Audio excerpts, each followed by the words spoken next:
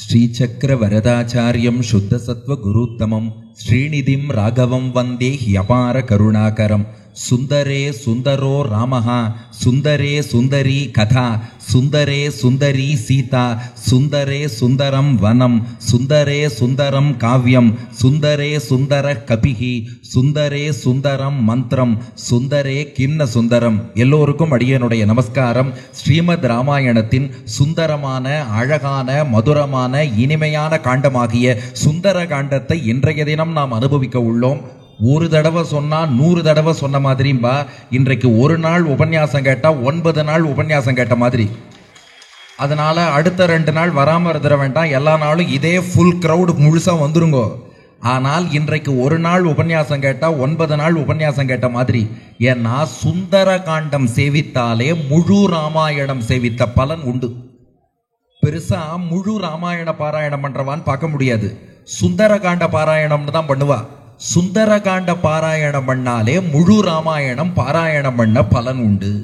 எப்படின்னு கேட்கிறேடா, சுந்தர காண்டத்துக்கு முன்னாடி ராமாயணத்துல என்னென்னலாம் நடந்ததோ பாலகாண்டம், அயோத்தியா காண்டம், ஆரண்ய காண்டம், கிஷ்கிந்தா காண்டம் அத்தனையும் ஹனுமான் சீதைக்கு ராமாயணம் பாடும்போது பாடி காட்டி விடுகிறார். இனி யுத்த காண்டத்துல என்னென்னலாம் வரப்போறதோ அதெல்லாம் திரிஜட்டையின் கனவுல வந்துடுறது. அதனால இதற்கு முன்பு வந்த பகுதியெல்லாம் ஹனுமான் பாட போறார். அடுத்து வரவுள்ள பகுதியெல்லாம் திரிஜட்டை கனவுல வரப்போறது. அதனாலதான் மொத்த ராமாயணமும் இந்த ஒரு சுந்தர காண்டத்துக்குள்ள அடக்கம். அதனால இன்றைய ஒரு நாள் உபன்யாசத்துல பாருங்க, மொத்த ராமாயணமுமே கவர் ஆகி இருக்குங்கிறது தான் சுந்தர காண்டத்துக்கான தனி சிறப்பு. அது மட்டும் இல்ல, சுந்தரகாண்டம் மட்டும்தான் ஒரு தனி நபர் ஒரு கேரக்டர் பெயர்ல ஏற்பட்ட காண்டம். சுந்தரன் என்பது ஹனுமானுடைய பெயர். ஹனுமானுக்கு அவ அம்மா வைத்த இயற்பெயர் சுந்தரன் என்பதுதான். அவர் அஞ்சனையின் மகன்கிறதுனால ஆஞ்சநேயன்கிறோம். ஹனுங்கிற தாவாங்கட்ட வீங்கி இருப்பதால் ஹனுமான் என்கிறோம். மாருதன் என்ற வாயுவின் மகன் என்பதாலே மாருதிங்கிறோம். அந்த பேர்ல கார் கூட ஓடின்னு இருக்கு. மாருதிங்கிறது மாருத வாயுவினுடைய மகன். அது போல வாயு புத்திரன், வாயுவோட பிள்ளை. இதெல்லாம் காரண பெயர்கள். அவர் அவதரித்த போது ஹனுமானுக்கு அவ அம்மா வச்ச பேர் என்னன்னா சுந்தரன். இன்னைக்கு சுந்தர் சுந்தர்னு பேர் வச்சுக்கிறா பாருங்க, ஃபேஷனா. சுந்தர்ங்கிறது ஹனுமானோட பேர் தான். அதுதான் ஹிந்தியில குரங்குக்கு பந்தர்னா எடுத்துங்கிறா. பந்தர்னா குரங்குங்கிறா, நம்ம சுந்தர்னா அது ஹனுமான். அந்த சுந்தரனின் சாகசங்களை சொல்வது ஹனுமான் பேர்லயே ஏற்பட்டது இந்த சுந்தர காண்டம். ஒரு விசேஷம் பார்த்தேடா, ராம காண்டம்னு உண்டா, சீதா காண்டம் உண்டா, லக்ஷ்மண காண்டம், பரத காண்டம், தசரத காண்டம், கௌசல்யா காண்டம் யாருக்குமே கிடையாது. ஆனா எங்க ஹனுமானுக்கு மட்டும் சுந்தர காண்டம்னு அவர் பேர்லயே ஒரு காண்டம். பாலகாண்டம் என்பது யார் பேர்லயும் கிடையாது. ராமனுடைய பால்யத்தில் நடந்த சம்பவங்கள் பாலகாண்டம். அயோத்தியாவில் நடந்த அரசியல் நிகழ்வுகள் அயோத்தியா காண்டம். காட்டில் நடந்த சம்பவங்கள் ஆரண்ய காண்டம். கிஷ்கிந்தையில் நடந்த சம்பவங்கள் கிஷ்கிந்தா காண்டம். இதை தனியா வச்சுக்கோங்க. 6 யுத்தத்தை பற்றி சொல்வது யுத்த காண்டம். உத்தரம் மேற்கொண்டு நடந்த சம்பவங்கள் உத்தர காண்டம். ஆனா 5ஆவதா ஒண்ணு இருக்கு பாருங்க. 5ங்கிறது எப்போதுமே சிறப்பான நம்பர் தான். 5ஆவதா ஒண்ணு இருக்கு பாருங்க, சுந்தர காண்டம். அது சுந்தரனாகிய ஹனுமானின் சாகசங்களை எது சொல்றதோ அது சுந்தர காண்டம். ஒரு பக்கம் சுந்தரம் எல்லாமே அழகா இருக்கு, மறுபுறம் சுந்தரன்கிற ஹனுமானின் பெருமையை சொல்கிறது. அதுதான் சுந்தர காண்டம். அப்ப நாம எல்லோரும் சுந்தரனின் சாகசங்களை ரசிக்க தயாராகிவிட்டு அப்படியே மானசீகமாக அயோத்தியா மண்டபத்தில் இருந்து புறப்படுகிறோம். மகேந்திரகிரியை சென்று அடைகிறோம். திருக்குறுங்குடி திவ்ய தேசம் மகேந்திரகிரி என்ற மலை. இப்போது அந்த மலைக்கு மீது ஏறி ஹனுமான் நின்று கொண்டிருக்கிறார். இலங்கையை நோக்கி பறக்க தயாராகிவிட்டார். சுந்தர காண்டம் முதல் சர்க்கம் முதல் ஸ்லோகம் விளக்கம் நேத்தே பார்த்துட்டோம். ததோ ராவண நீதாயாக சீதாயாக சத்ருகர்ஷனஹா ஈயேஷ பதமன்வேஷ்டும் சாரணா சரிதே பதி என்று மகேந்திரகிரிக்கு மேலே ஏறி ஹனுமான் நின்று கொண்டார். வாயுதேவன் தன்னுடைய தகப்பனாரை வணங்கினார். தன்னுடைய தேகத்தை அப்படியே பெருக்கினார். அந்த மலையை குலுக்கினார். மலையில் உள்ள மலர்கள் எல்லாம் சிதறி கீழே விழுந்தன. வாளை நீட்டினார். தோள்களை இறுக்கினார். கால்களை குறுக்கினார். காதுகளை சுருக்கினார். கைகளை நீட்டினார். காலால் மலையை அழுத்தினார். அப்படி எதிர்விசையில் இலங்கையை நோக்கி பறக்க தொடங்கினார் ஹனுமான். வாயுதேவனை வணங்கி தேகத்தை பெருக்கி மலையை குலுக்கி வாளை நீட்டி தோளை இறுக்கி காலை குறுக்கி காதை சுருக்கி கையை நீட்டி காலால் மலையை அழுத்தி அந்த எதிர்விசையிலே ஹனுமான் இலங்கையை நோக்கி புறக்க தொடங்குகிறார். கை 2ஐயும் முன்னே நீட்டி கொண்டுதான் ஹனுமான் பறந்தார். நன்னா நோட் பண்ணுங்க. இந்த படத்துல எல்லாம் என்ன பண்ணிடுறான், ஹனுமான் கையில ஒரு கதை ஒண்ணு போட்டுடுவா. வால்மீகி ராமாயணத்துல நீங்க புரட்டி புரட்டி தேடி பாருங்க, ஹனுமான் கையில கதையே கிடையாது. அப்புறம் கோவில் எல்லாம் கதையோட இருக்காருன்னா அது பிற்காலத்துல பக்தர்களுக்காக ஹனுமான் கையில் கதை ஏந்தி கொண்டிருக்கலாம். ஆனால் வால்மீகி ராமாயணத்துல ஹனுமான் தன்னுடைய கை முட்டியாலேயே எதிரிகளை அடிப்பார், அல்லது மரங்கள் பாறைகளை எல்லாம் பிடுங்கி எடுத்து அடிப்பார், எதிராளியின் ஆயுதத்தையே வாங்கி அடிப்பார், பற்களால் கடிப்பார், காலால் மிதிப்பார், நகத்தால் கிழிப்பார். ஆனா இந்த கதைங்கிற ஆயுதத்தை ஹனுமான் பயன்படுத்தினதாக ராமாயணத்தில் நேரடி குறிப்புங்கிறது கிடையாது. ஆனா நமக்கு என்னன்னா ஹனுமானையே நம்ம ஏபிடி பார்சல் சர்வீஸ்ல தான் பார்த்திருக்கோம். அவன் என்னடானா ஒரு கையில ஹனுமான் கையில மலையை கொடுத்துட்டு இன்னொரு கையில கதை, அந்த மலையை தூக்கும் போது கூட கதையை விடாமல் தூக்கின்னு வராருன்னு ஏபிடி பார்சல் சர்வீஸ்ல காட்டுவா. அதெல்லாம் ஒரிஜினல் இல்ல. டிவி சீரியலோ ஏபிடி பார்சல் சர்வீஸோ பிரமாணம் கிடையாது. வால்மீகி ராமாயணம் தான் பிரமாணம். அதனால அப்படி ரெண்டு கைகளையும் முன்னே நீட்டி ஹனுமான் இப்போது புறப்பட்டு விட்டார். மாயுவை வணங்கினார். தேகத்தை பெருக்கி மலையை குலுக்கி வாளை நீட்டி தோளை இறுக்கி காலை குறுக்கி காதை சுருக்கி கையை நீட்டி காலால் மலையை அழுத்தி ஹனுமான் புறப்படுகிறார். புறப்படும் போது எல்லாரையும் பார்த்து சொல்றார், நாமும் மானசீகமாக நிற்கிறோம். வானரர்கள் அத்தனை பேரும் நின்றுக்கா. ஹனுமான் சொல்லிட்டு போறார், யதா ராகவ நிர்முக்தஹா ஷரஸ்வசன விக்ரமஹா கச்சே தத்வத் கமிஷ்யாமி லங்காம் ராவண பாலிதாம். ராமனுடைய வில்லில் இருந்து புறப்பட்ட பானம் எப்படி வாயு வேகம் மனோவேகமாக செல்லுமோ அந்த வேகத்தில் நான் இப்போது இலங்கையை நோக்கி செல்ல போகிறேன். நகித்ரக்ஷ்யாமி எதிதாம் லங்காயாம் ஜனகாத்மஜாம் அனேனைவகி வேகேன கமிஷ்யாமி சுராலயம். ஒருவேளை இலங்கையில போய் தேடி பார்த்து சீதை கிடைக்காவிட்டால் அதே வேகத்தில் தேவலோகம் சொர்க்கலோகம் போய் அங்கே சீதை இருக்கிறாளா என்று தேடுகிறேன். சொர்க்கத்துல தேடி பார்க்கிறேன், சொர்க்கத்திலேயும் சீதை கிடைக்கலன்னா எதிவா திருதிவே சீதாம் நத்ரக்ஷ்யாமி கிருதஸ்ரமஹா பத்வா ராட்சச ராஜானாம் ஆனயிஷ்யாமி ராவணம். ஒருவேளை சொர்க்கத்திலேயும் சீதை கிடைக்கலன்னா நேரா இலங்கைக்கு போய் ராவணனை கட்டி பிடிச்சி இழுத்துன்னு வந்துடுறேன். ஏன்னா எங்கேயாவது வேடிக்கை பார்த்துட்டு இருப்பான். சில பேர் உபன்யாசத்துல முதல் உட்காந்துட்டே வேடிக்கை பார்த்துட்டு அங்க இங்கன்னு கை காமிச்சுட்டு இருப்பான். நமக்கு டிஸ்ட்ராக்ஷன் ஆகும்.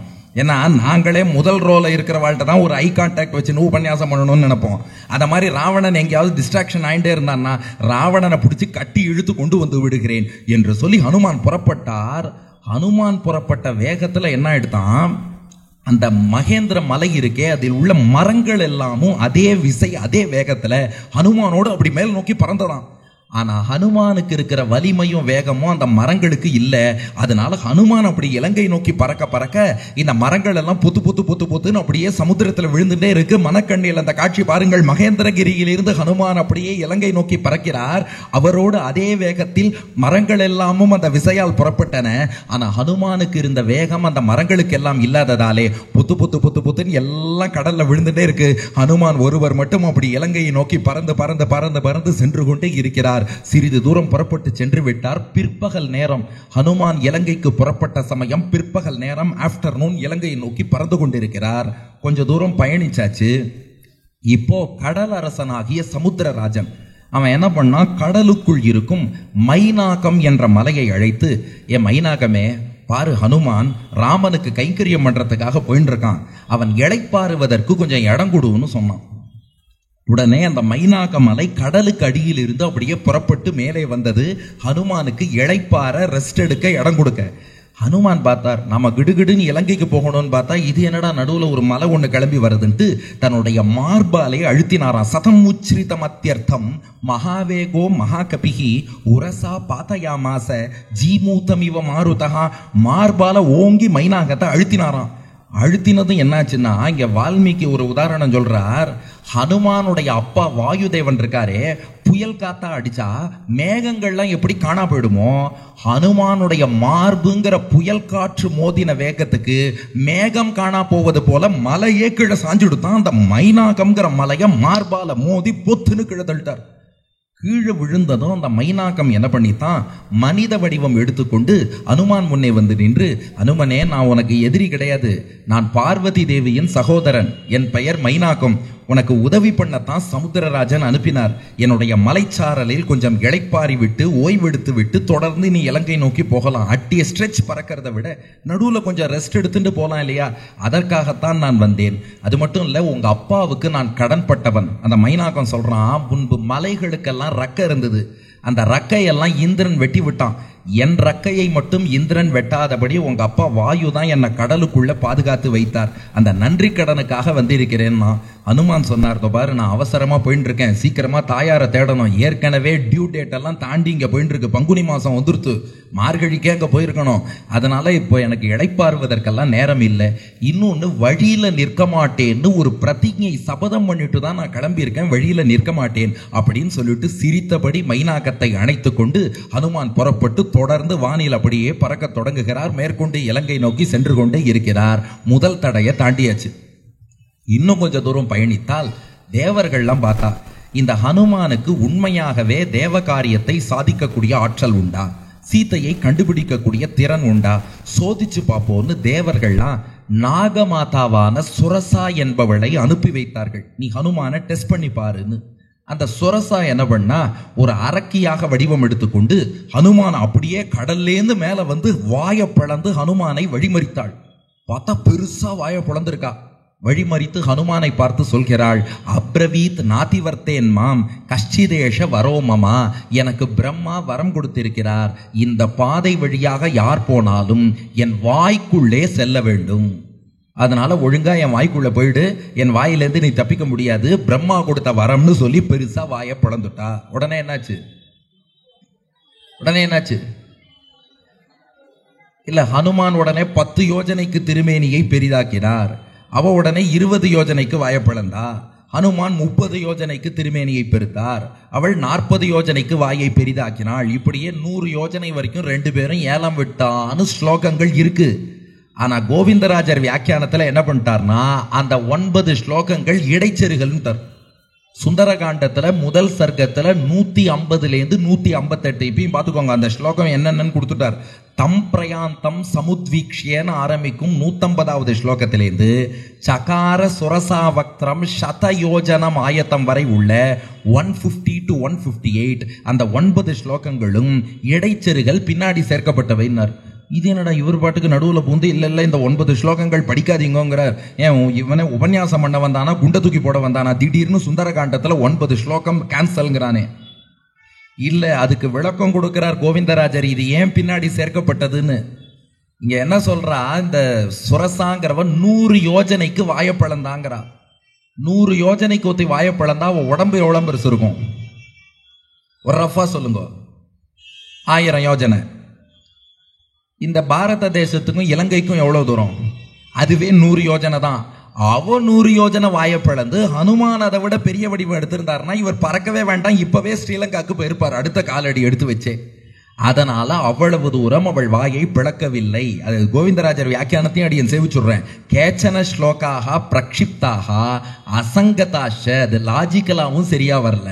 லாஜிக்கலா வரலங்கிறதுக்காக மட்டும் இல்லை, இது பூர்வர்களுடைய பாடத்திலும் இல்லை.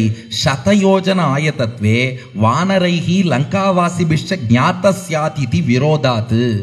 இவன் 100 யோஜனைக்கு இவ வாயை மட்டுமே பிளந்துட்டான்னா அப்ப அவ எவ்வளவு பெருசு இருப்பா? இது என்ன அப்படியே லங்கைக்கே இவர் போயிருக்கலாம் ஹனுமானோ.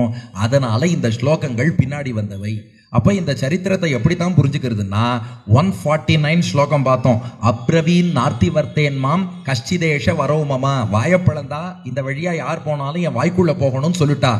உடனேயே ஹனுமான் என்ன பண்ணாரா, தத்ரிட்வா வியாதிதம் துவாஸ்யம் வாயுபுத்திர சுபுத்திமான் சுசங்கிப்ய ஆத்மனகாயம் பபூவ அங்குஷ்ட மாத்திரகா. நேரா 159க்கு வந்துருங்கோட்டார். 149வது ஸ்லோகத்திலேருந்து நேரா 159வது ஸ்லோகம். பெருசா வாய பொழந்தா வாய்க்குள்ள போகணும்னா ஹனுமான் பார்த்தார் சுபுத்திமான் வால்மீகி. ஹனுமான் ரொம்ப கெட்டிக்காரர். எதுல கெட்டிக்காரர்னா, வாய அதிகமா பிளந்தா என்னாகும்? எதிரில் என்ன இருக்குன்னு தெரியாது, ட்ரை பண்ண வேண்டாம், கொசு உள்ள போயிடும். வாய ஆன ரொம்ப திறந்தோம்னா எதிரில் என்ன இருக்குன்னு கண்ணை மறைச்சிடும்.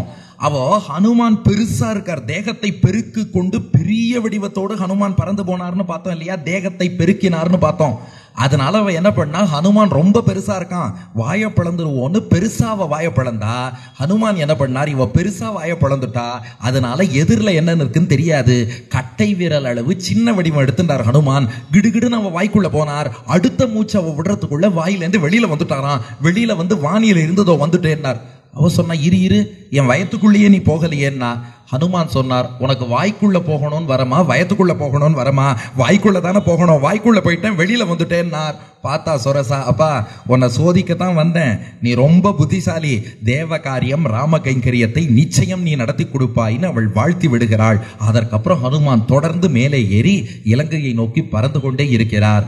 இப்ப பார்த்தா அடுத்த ஒரு அரக்கி, மூன்றாவது தடை, சிம்ஹிகான்னு பேரு. இவளை சாயாகிராகின்னு சொல்லுவா. சாயான்னா நிழல், சாயாகிராகினா இவன் நிழலை வச்சே ஆளை பிடிச்சிருவாளாம். ஹனுமான் பறந்து போயிட்டு இருக்கார், பிற்பகல் வேளை.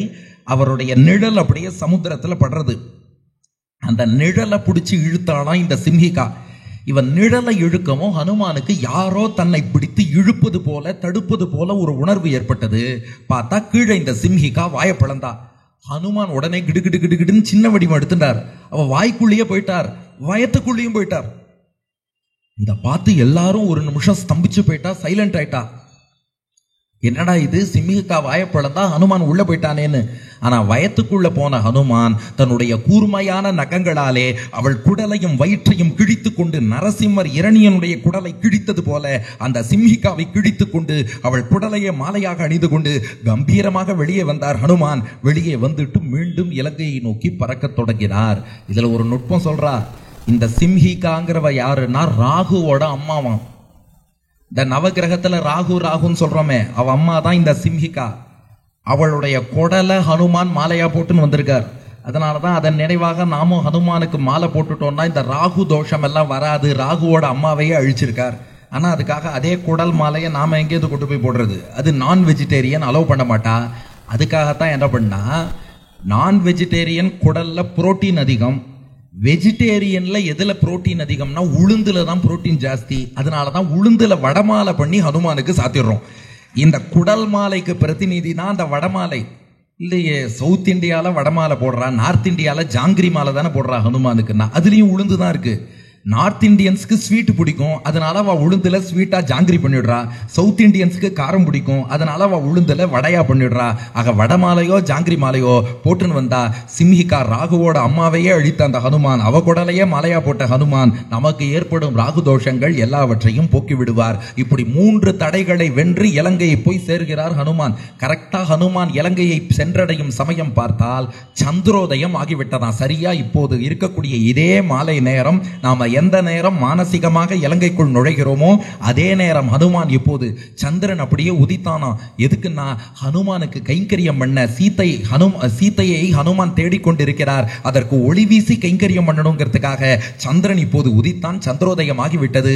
3 தடைகளை கடந்து கடலை தாண்டி இலங்கை சென்றார் ஹனுமான். முதல் தடை அன்பால் வந்த தடை, அதை அன்பால் வென்றார். 2வது தடை அமரர்கள் அனுப்பிய தடை, அதை அறிவால் வென்றார். 3வது தடை அசலாக வந்த தடை, அதை தன் ஆற்றலால் வென்றார். முதல் தடை மைனாகம், அன்பன் அன்போடு வந்தான், மார்பால் அணைத்து அன்பாலேயே ஜெயிச்சுட்டார். 2வது தடை அமரர்கள் தேவர்கள் அனுப்பிய சுரசாங்கிற நாகமாதா, தன் அறிவு கூர்மையால ஜெயிச்சுட்டார்.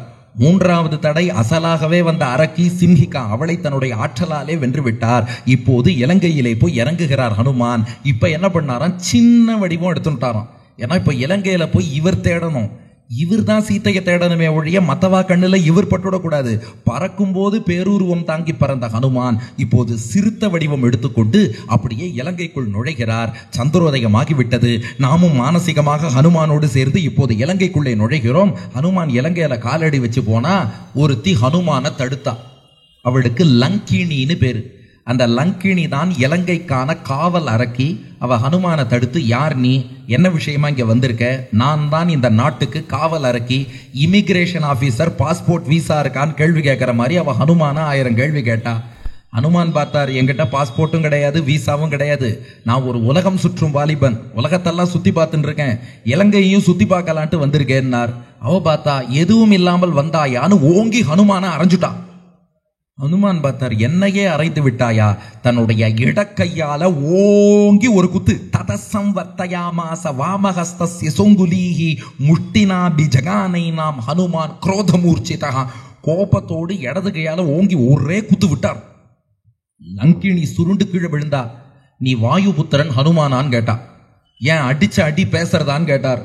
அவ சொன்னா, அது இல்ல, இந்த இலங்கைக்கு காவலரக்கியாக என்னை பிரம்மா தான் நியமித்தார்.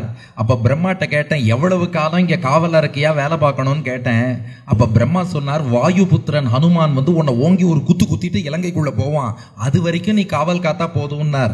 அப்புறம் நான் காவல் காக்க வேண்டாமான்னு கேட்டேன். பிரம்மா சொன்னார், நீ காவல் காத்தும் பிரயோஜனம் இல்லை, ஹனுமான் எப்போ இலங்கைக்குள் நுழைந்து விட்டானோ விரைவில் இலங்கை அழிய போகிறதுன்னு பிரம்மா சொல்லியிருக்கார். இலங்கை அழிந்து விடும், உன் இட்டபடி போன்னு ஹனுமானுக்கு அவள் அனுமதி தந்து விடுகிறாள். இப்ப ஹனுமான் என்ன பண்ணாரா, இலங்கையை சுற்றி பெரிய கோட்டை மதில் சுவர் இருக்கிறது. அந்த மதில் சுவரை ஏறி குதித்து இலங்கைக்குள்ளே ஹனுமான் நுழைகிறார். நாமும் நுழைகிறோம். ஹனுமான் எப்படி நுழைஞ்சார்னா வால்மீகி வர்ணிக்கிறார்.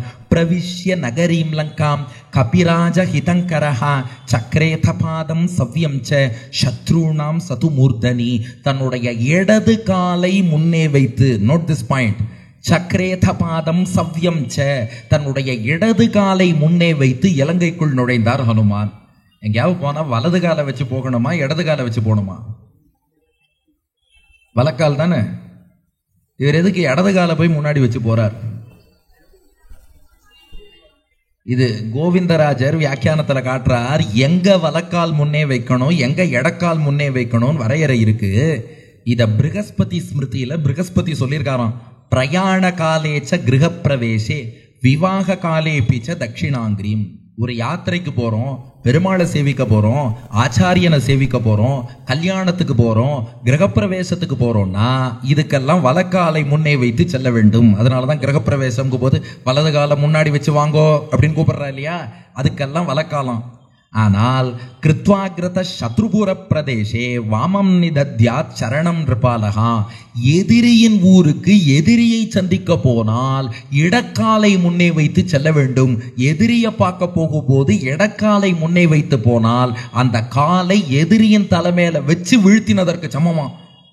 அதனால இப்ப ஹனுமான் என்ன சிந்தித்தார், நாம எதிரியான ராவணன் இருப்பிடத்துக்கு போறோம், சீத்தையை தேடி போனாலும் எப்படியும் ராவணனையும் மீட் பண்ண போறோம். அப்ப இந்த ஊருக்குள்ள போறோம்னா இடக்காலை முன்னே வைத்து போனால் அதை ராவணன் தலைக்கு மேலேயே வைத்ததற்கு சமம் என்பதால் இடக்காலை முன்னே வைத்து ஹனுமான் போனார்.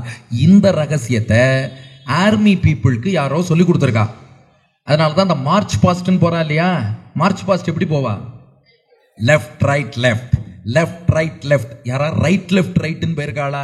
போனதே கிடையாது. லெஃப்டையும் முன்னாடி வைக்கிறான்னா ஹனுமான் சொல்லி கொடுத்துட்டார். எதிரியின் இடத்தை நோக்கி நீ எப்ப போனாலும் இடக்காலை முன்னே வைத்து போன்றிருக்கார். அதை ஆர்மிக்காரன் கூட புரிஞ்சுட்டு லெஃப்ட் ரைட் லெஃப்ட்னு போயிட்டு இருக்கான். அப்படி இடக்காலை முன்னே வைத்து இலங்கைக்குள்ளே நுழைத்து விட்டார் ஹனுமான். அந்த இரவு பொழுது முழுவதும் சந்திரோதய நேரம் உள்ளே இலங்கைக்குள் நுழைந்த ஹனுமான் அந்த இரவு முழுவதும் length and breadth of Lanka, Ilangai முழுக்க ஒரு நூலிழை இடம் மிச்சம் இல்லாமல் அத்தனை இடங்களிலும் தேடி பார்க்கிறார். ராவணனுடைய அந்தப்புறத்துக்கு போனார். ராவணன் அந்தப்புறத்திலே ஒரு பெண் நிம்மதியாக உறங்கிக் கொண்டிருப்பதை பார்த்தார். அவர் ராவணனுடைய மனைவி மந்தோதரி. அவ பேர் மண்டோதரி கிடையாது, மந்தோதரி. மந்தோதரி தூங்கிட்டு இருக்கா. ஆஹா, அன்னை சீதையை பார்த்து விட்டேன் என்று தன் தோளை தட்டி வாளுக்கு முத்தமிட்டு ஹனுமான் குதிக்க ஆரம்பிச்சுட்டார். அப்புறம் தான் சிந்தித்தார், இல்ல, ராமனை பிரிந்த அன்னை சீதை இந்த மாதிரி நிம்மதியாக உறங்க மாட்டாள். இவள் சீதை அல்லள், இவள் ராவணனுடைய மனைவியாகத்தான் இருக்க வேண்டும்னு சொல்லிட்டு மேற்கொண்டு தேட ஆரம்பிக்கிறார். இது ஒரு பெரிய விஷயம் இருக்கு. இது வால்மீகி, கம்பர் எல்லோருமே மந்தோதரிய பார்த்து சீதைன்னு ஹனுமான் தப்பா நினைச்சுட்டாருங்கிறார். ஏன் அந்த மாதிரி நினைக்கணும்? ஹனுமான் எவ்வளவு பெரிய கெட்டிக்காரர், அவருக்கு தெரியாதா? இதை ரிமார்க் பண்றதுக்குள்ள ஒரு பெரிய தத்துவம் இருக்கு. மந்தோதரிங்கிறவோ ஒரு மானிட பெண் தான், அவளால தாயார போல ஆக முடியாதுங்கிறது வேற விஷயம். ஆனால் அவதார தசையில சீதையிடம் என்னென்ன நற்பண்புகள் இருந்ததோ அத்தனையும் மந்தோதரிகிட்டையும் இருந்தது. ஆனா பிரச்சனை என்னன்னா, அதை ராவணன் உணராததுதான் பிரச்சனை. அவன் உணராதனாலதான் அடுத்தவன் மனைவிக்கு ஆசைப்பட்டு இருக்கான். இது நமக்கு உணர்த்துற தத்துவம் என்னன்னா, நம்ம கிட்ட உள்ள மனுஷாலோட பெருமை, நம்ம கிட்ட உள்ள பொருளோட பெருமை நமக்கே தெரியாது. அதனாலதான் வெளியில எங்கெங்கயோ தேடின்னு இருக்கோம். நம்மாத்து மனுஷா பெருமை தெரியாம தான் ஃபேஸ்புக்ல ஃப்ரெண்ட் இருக்கானான்னு தேடின்னு இருக்கோம்.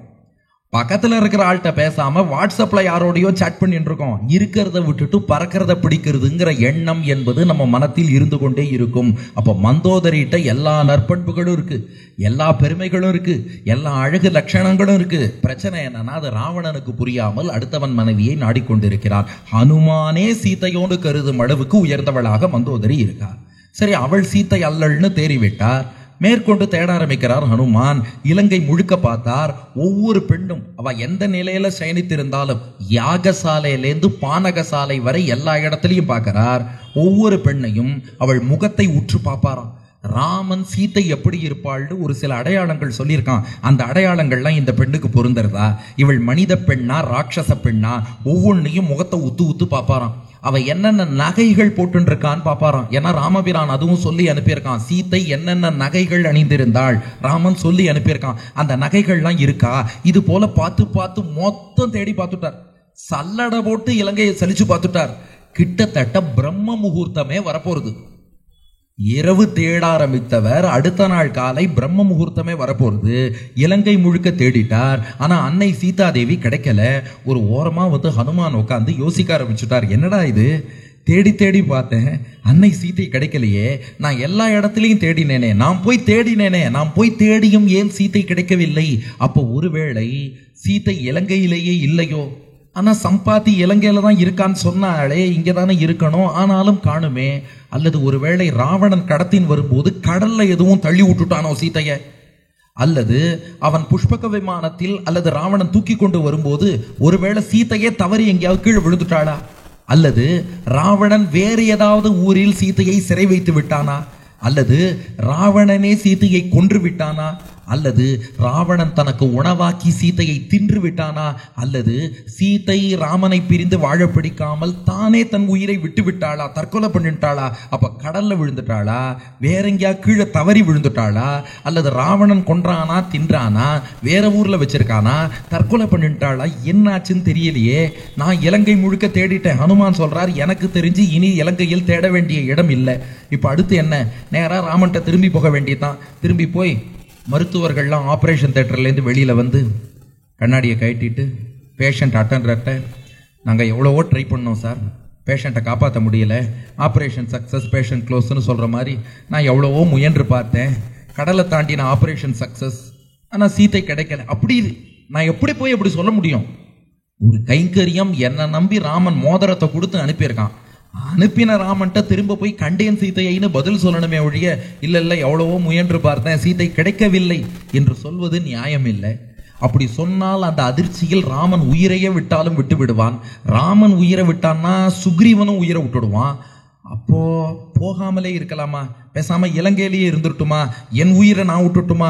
இல்ல, அதுவும் துரோகம். நம்மளை நம்பி ஒரு பணி ஒண்ணு கொடுத்துருக்கான்னா அந்த பணியை நிறைவேற்றிட்டு என்னன்னு ரிசல்ட் போய் சொல்லணுமே ஒழிய, சொல்லாமல் இருந்தாலும் துரோகம். நான் என்ன செய்வேன்? ஆனா இலங்கை முழுக்க நான் தேடினேன், எனக்கு சீத்தை கிடைக்கலையே. நான் இலங்கை முழுக்க தேடினேன், எனக்கு சீத்தை கிடைக்கலையே.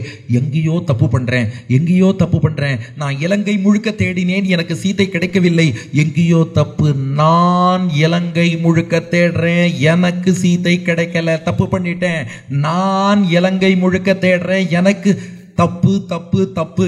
அன்னை சீதாதேவியே, நீ உன் தரிசனத்தை கொடுன்னு தானே பிரார்த்திச்சிருக்கணும். பெருமாள்கிட்டையும் தாயார்ட்டையும் நீ உன் தரிசனத்தை கொடுன்னு கேட்கணுமே ஒழிய, நான் உன்னை காண்கிறேன், நான் உன்னை தேடுகிறேன்னு சொல்லிட்டு இருந்தா, இந்த நான் சொல்லிட்டு இருக்கிற வரைக்கும் பெருமாள் தாயார் நமக்கு கிடைக்க மாட்டாளே. புரிஞ்சு போச்சு ஹனுமானுக்கு. அப்ப ராமனை துதிப்போம், சீத்தையை துதிப்போம், லக்ஷ்மணனை துதிப்போம். துதித்து உன் தரிசனத்தை தான் பிரார்த்தித்தால் நிச்சயம் சீத்தையின் தரிசனம் கிடைக்கும். இப்ப பாருங்க, அதான் வித்தியாசம். நான் போய் சீத்தையை பார்க்கிறேங்கிறது விஷயம் இல்ல, சீத்தை அவள் தரிசனத்தை அடியேனுக்கு தர வேண்டும்ங்கிறதா முக்கியம். அதனால ராம லக்ஷ்மணர்களையும் சீத்தையும் வணங்கி ஹனுமான் ஒரு ஸ்லோகம் சொல்றார், முக்கியமான ஸ்லோகம். சுந்தரகாண்டத்துல 13வது சர்க்கத்துல 59வது ஸ்லோகம். இந்த ஸ்லோகம் சொன்னா காணா போன பொருள் கிடைச்சிருமா? அந்த காலத்துல ஏதாவது பொருள் காணும்னா இந்த ஸ்லோகத்தை சொல்லிட்டு அப்புறம் தேடுவானாம். ஏன்னா இந்த ஸ்லோகம் சொல்லிதான் ஹனுமானுக்கே சீத்தை கிடைச்சா. அப்பேற்பட்ட ஸ்லோகம். நமோஸ்து ராமாய சலக்ஷ்மணாய தேவ்யை ச தஸ்யை ஜனகாத்மஜாயை நமோஸ்து ருத்ரேந்திர யமானிலேபியஹ நமோஸ்து சந்திரார்க்க மருத்கணேபியஹ நமோஸ்து ராமாய சலக்ஷ்மணாய, லக்ஷ்மணனோடு கூடிய ராமனுக்கு நமஸ்காரம். தேவ்யை ச தஸ்யை ஜனகாத்மஜாயை, ஜனகராஜன் திருமகளான சீதாதேவிக்கு நமஸ்காரம். நமோஸ்து ருத்ர இந்திர யம அனிலேபியஹ, ருத்ரன், இந்திரன், யமன், என்னுடைய தந்தையான வாயுதேவன், இவ எல்லாருக்கும் நமஸ்காரம். நமோஸ்து சந்திர அர்க்க மருத்கணே, சந்திரன், சூரியன், மருத்கணங்கள் எல்லாருக்கும். இவர் ராமன் சீத்தை லக்ஷ்மணன் சொன்னா பரவாயில்ல, இருக்கிற தேவர்கள் எல்லாம் இழுத்துட்டாருன்னா அதுக்கு கோவிந்தராஜர் வியாக்கியானம் பண்றார். ஹனுமானுக்கு துடிப்பான், சீக்கிரமா சீத்தை கிடைக்கணும், ராம கைங்கரியம் சீக்கிரம் நடக்கணும்னு ஆசையான். அதனால என்னென்ன தேவதைகள் பேர் தெரியுமோ எல்லாத்தையும் சொல்லி வச்சிருவோம், நமக்கு சீத்தை கிடைச்ச வரைக்கும் சந்தோஷம்னு சொல்லிட்டு அபிமத லாபத்வரையா சர்வான் நமஸ்கரோத்தின்னு இருக்கிற தெரிஞ்ச எல்லா தேவதர்கள் பேருக்கும் நமஸ்காரம் நமஸ்காரம் நமஸ்காரம்னு சொல்லிட்டு திரும்பினார் ஹனுமான். அசோகவனம்ங்கிற ஒரு வனம் தெரிந்ததான்.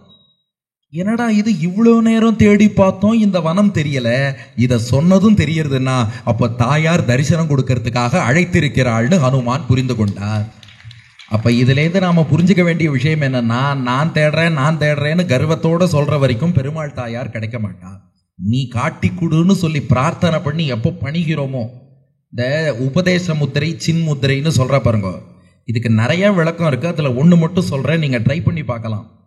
இந்த உபதேச முத்திரைக்கு இந்த ஆள்காட்டி விரல் இருக்கு பாருங்க, இண்டெக்ஸ் ஃபிங்கர், இதை நகர்த்தாம கட்ட விரலை மட்டும் மேல தூக்கி பாருங்க. வரதா இருக்காது? இண்டெக்ஸ் ஃபிங்கரையே மூவ் பண்ணாம தம்பை மட்டும் தூக்கணும் வல்ல. சரி, கட்ட விரலையே நகர்த்தாதீங்கோ, ஆள்காட்டி விரலை மட்டும் இறக்குங்கோ. வந்துருத்தா? இது ஜீவாத்மா, இது பரமாத்மா. இந்த ஜீவாத்மா எவ்வளவு ட்ரை பண்ணாலும் பரமாத்மாவை போய் தொட முடியாது. இந்த பரமாத்மா இறங்கி வந்து அனுகிரகம் பண்ணா மட்டும்தான் உண்டு. அதனால ஹனுமான் பார்த்தார், அந்த தாயாரே இறங்கி வந்து அனுகிரகம் பண்ணணும்ட்டு இந்த ஸ்லோகம் சொல்லவும் அசோகவனம் தெரிந்தது. ஹனுமான் அசோகவனத்துக்குள் நுழைக்கிறார். நாமும் அப்படியே மானசீகமாக அசோகவனத்துக்குள்ளே நுழைந்து விடுகிறோம். இனி முழுக்க முழுக்க இன்னைக்கு 8:30 மணி வரைக்கும் அசோகவன அனுபவம் தான். அசோகவனத்துக்குள்ளே ஹனுமானோடு சேர்ந்து நாமும் நுழைகிறோம். இப்போ ஹனுமான் சுவரேறி குதித்தார், அசோகவனத்துக்குள்ளே சென்றார்.